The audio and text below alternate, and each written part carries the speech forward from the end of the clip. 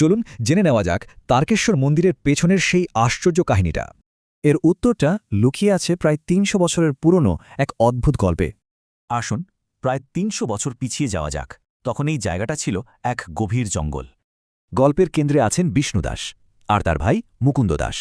তবে আসল রহস্যটা ছিল এক গরুকে ঘিরে। বিষ্ণুদাস একদিন খেয়াল করলেন তার সবচেয়ে ভালো গাভীটা একদম দুধ দিচ্ছে না।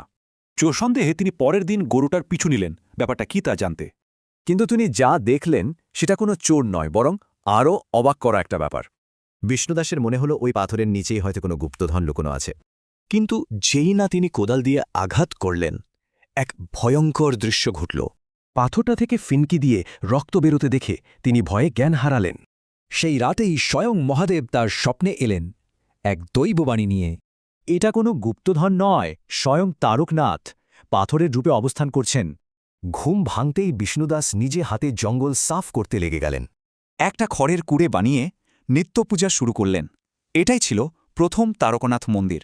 খবর ছড়িয়ে পড়ল, আর ১৭২৯ সালে তা পৌঁছাল রাজা ভারমল্যের কাছে।